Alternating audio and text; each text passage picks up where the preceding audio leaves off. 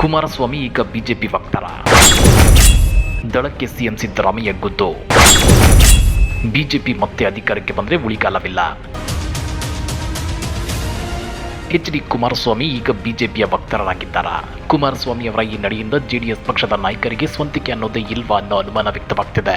Siddu budget ಅನ್ನು ಟೀಕಿಸಿರೋ H D. Kumaraswamy ಹಿಂದಿನ BJP ಸರ್ಕಾರ ಬಜೆಟ್ ಮಂಡನೆ ಮಾಡುವಾಗ ಸಿದ್ದರಾಮಯ್ಯ ಸದನಕ್ಕೆ ಬರುವಾಗ ಕಿವಿಗೆ ಹೂವಿಟ್ಕೊಂಡು ಬಂದಿದ್ರು. ಈಗ ಅದೇ ಹೂವನ್ನ 7 ಕೋಟಿ ಜನರ ಕಿವಿಗೆ ಇಟ್ಟಿದ್ದಾರೆ. ಈ ಬಜೆಟ್ ನೋಡಿದ್ರೆ ನಾಳೆ ಸರ್ಕಾರದಂತೆ ಕಾಣುತ್ತಿದೆ ಅಂತೇಳಿ ಎಚ್.ಡಿ. ಕುಮಾರಸ್ವಾಮಿ ವ್ಯಂಗ್ಯವಾಡಿದ್ದಾರೆ. ಈ ಬಗ್ಗೆ ಸಿಎಂ ಸಿದ್ದರಾಮಯ್ಯ ಕೊಟ್ಟ ತಿರುಗೇಟು ಹೇಗಿದೆ ಗೊತ್ತಾ? ಅದನ್ನ ಡೀಟೇಲ್ ಆಗಿ ತೋರಿಸ್ತೀವಿ. ಆದ್ರೆ ಅದಕ್ಕಿಂತ ಮೊದಲು ನಮ್ಮ ಚಾನಲ್ ಅನ್ನು ಸಬ್ಸ್ಕ್ರೈಬ್ ಮಾಡ್ಕೊಳ್ಳಿ. ಹಾಗೇನೇ ಪಕ್ಕದಲ್ಲಿರೋ ಬೆಲ್ ಬಟನ್ ಅನ್ನು ಪ್ರೆಸ್ ಮಾಡಿ. ಜೆಡಿಎಸ್ ಪಕ್ಷವನ್ನು ಸಿಎಂ ಸಿದ್ದರಾಮಯ್ಯ ಮೊದಲಿಂದಲೂ ಬಿಜೆಪಿಯ ಬಿ ಟೀಮ್ ಅಂತ ಕರೆಯುತ್ತಲೇ ಇದ್ದಾರೆ. ಆದರೆ ಜೆಡಿಎಸ್ ನಾಯಕರು ಮಾತ್ರ ಇಲ್ಲ ನಾವು ಬಿಜೆಪಿ ಬಿ ಟೀಮ್ ಅಲ್ಲ, ನಮ್ದು ಜಾತ್ಯತೀತ ತತ್ವ ಅಂತ ಹೇಳ್ಕೊಂಡಿದ್ರು. ಆದರೆ ಕಳೆದ ವಿಧಾನಸಭಾ ಚುನಾವಣೆಯಲ್ಲಿ ಜೆಡಿಎಸ್ ಹೀನಾಯವಾಗಿ ಸೋತ್ಮೇಲೆ ಕುಮಾರಣ್ಣನ ಅಸಲಿ ಬಣ್ಣ ಬಟ್ಟ ಬಯಲಾಗಿದೆ.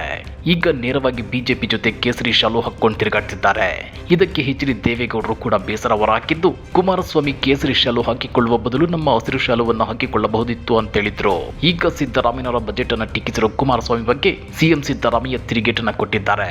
ಜೆಡಿಎಸ್ ರಾಜ್ಯಾಧ್ಯಕ್ಷ ಎಚ್.ಡಿ. ಕುಮಾರಸ್ವಾಮಿ ಬಿಜೆಪಿ ಜೊತೆ ಮೈತ್ರಿ ಮಾಡಿಕೊಂಡು ಈಗ ಬಿಜೆಪಿ ವಕ್ತಾರ ಆಗ್ಬಿಟ್ಟಿದ್ದಾರೆ ಅಂತೇಳಿ ಲೇವಡಿ ಮಾಡಿದ್ದಾರೆ.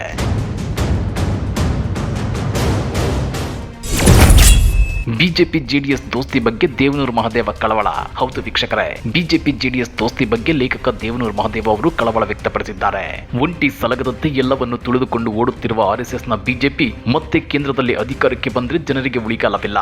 ಜನ ಸಮುದಾಯಗಳಿಗೆ ಧ್ವನಿಯಾಗಿರುವ ಜನಾಂದೋಲನಕ್ಕೆ ಧಕ್ಕೆ ಉಂಟಾಗಲಿದೆ.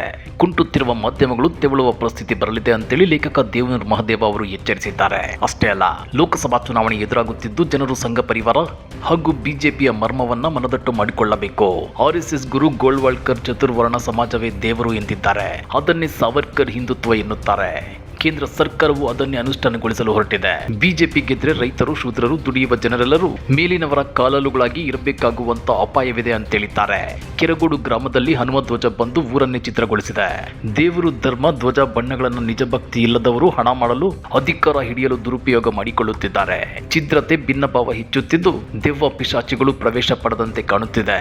ಇದನ್ನ ಮಂಡ್ಯದಲ್ಲಿ ಯಾರು ನಿರೀಕ್ಷಿಸಿರಲಿಲ್ಲ ಅಂತೇಳಿ ದೇವನೂರು ಮಹದೇವ ಅವರು ಹೇಳಿದ್ದಾರೆ. ಇನ್ನ ಮಂಡ್ಯದಲ್ಲಿ ಇಂಥ ಬದಲಾವಣೆಯಾಗಲು ಜೆಡಿಎಸ್ ಜಾತ್ಯತೀತತೆಯನ್ನು ತುಳಿದು ಆರ್ಎಸ್ಎಸ್ ಬಿಜೆಪಿಯನ್ನು ಅವಲಂಬಿಸಿಕೊಂಡಿದ್ದೇ ಕಾರಣ. ಆ ಗಳಿಗೆಯಿಂದಲೇ ಜೆಡಿಎಸ್ ಜನತಾದಳ ಮಾತ್ರ ಜಾತ್ಯತೀತವಲ್ಲ. ಆ ಪಕ್ಷದ ನೈತಿಕತೆ ಪತನವಾಗಿದೆ. ಕೇವಲ 10 ತಿಂಗಳ ಅವಧಿಯಲ್ಲಿ ಪ್ರಧಾನಿಯಾಗಿ ನೆನಪಿನಲ್ಲುಳಿಯುವ ಕೆಲಸ ಮಾಡಿದ ಮುತ್ಸದ್ದಿ ಎಚ್.ಡಿ. ದೇವೇಗೌಡರ ಪಕ್ಷಕ್ಕೆ ಈ ಅವನತಿ ಬರಬಾರದಿತ್ತು ಎಂದಿದ್ದಾರೆ. ಈಗ ಜನತಾದಳದ ಬೆನ್ನು ತಲೆಯ ಮೇಲೆ ಸಂಘ ಪರಿವಾರ, ಬಿಜೆಪಿಯ ಛಿದ್ರಕಾರಿ ಶಕ್ತಿಗಳು ಸವಾರಿ ಮಾಡುತ್ತಿವೆ. ದೇವೇಗೌಡರು ಅಮಾಯಕರು. ಮಕ್ಕಳು ಮತ್ತು ಸೊಸೆಯಂದಿರ ದಿಗ್ಬಂಧನಕ್ಕೆ ಒಳಗಾಗಿ ಅಸಹಾಯಕತೆಯಿಂದ ಈ ಆಲಿಂಗನಕ್ಕೆ ಒಪ್ಪಿದ್ದಾರೆ ಎನ್ನುವ ಮಾತುಗಳಿವೆ. ಅಪ್ರತಿಮ ದೇಶಪ್ರೇಮಿ ಕ್ರಾಂತಿಕಾರಿ ಆಡಳಿತಗಾರ ಟಿಪ್ಪು ಸುಲ್ತಾನ್ ವಿರುದ್ಧ ಚೇಷ್ಟೆ ಕಟ್ಟುಕತೆಯಂತೆ ಉರಿಗೌಡ, ದೊಡ್ಡ ನಂಜೇಗೌಡರನ್ನ ಚೂಬಿಟ್ಟಾಗ ಅವೆಲ್ಲವೂ ನೆಗೆದು ಬಿದ್ದು ಹೋದ್ವು. ಮುಂದೆ ಅವರು ಪಂಜು ಹಿಡಿದು ಬೆಂಕಿ ಹಚ್ಚಲು ಬಂದಾಗ ನಾವು ಮನೆಗಳಲ್ಲಿ ಸಹಬಾಳ್ವೆಯ ಹಣತೆ ಬೆಳಗಬೇಕು ಅಂತೇಳಿ ಲೇಖಕ ದೇವನೂರು ಮಹದೇವ ಅವರು ಹೇಳಿದ್ದಾರೆ. ಹಾಗಾದರೆ ಕರ್ನಾಟಕದಲ್ಲಿ ಬಿಜೆಪಿ ಜೆಡಿಎಸ್ ದೋಸ್ತಿಯಿಂದಾಗಿ ಮುಂದಿನ ದಿನಗಳಲ್ಲಿ ಜೆಡಿಎಸ್ ತನ್ನ ಅಸ್ತಿತ್ವವನ್ನೇ ಕಳೆದುಕೊಳ್ಳುತ್ತಾ? ಸಿಎಂ ಸಿದ್ದರಾಮಯ್ಯ ಹೇಳಿದಂತೆ ಮಾಜಿ ಸಿಎಂ ಎಚ್.ಡಿ. ಕುಮಾರಸ್ವಾಮಿ ಪೂರ್ಣ ಪ್ರಮಾಣದಲ್ಲಿ ಬಿಜೆಪಿ ವಕ್ತಾರರಾಗ್ತಾರಾ? ಕಮೆಂಟ್ ಮಾಡಿ, ವಿಡಿಯೋ ಲೈಕ್ ಮಾಡಿ, ಶೇರ್ ಮಾಡಿ. ಇಂಥ ಮತ್ತಷ್ಟು ರೋಚಕ ರಾಜಕೀಯ ಸುದ್ದಿಗಳನ್ನು ಮಿಸ್ ಮಾಡದೆ ನೋಡಬೇಕು ಅಂದರೆ ನಮ್ಮ ಯೂಟ್ಯೂಬ್ ಚಾನಲನ್ನು ಸಬ್ಸ್ಕ್ರೈಬ್ ಮಾಡ್ಕೊಳ್ಳಿ.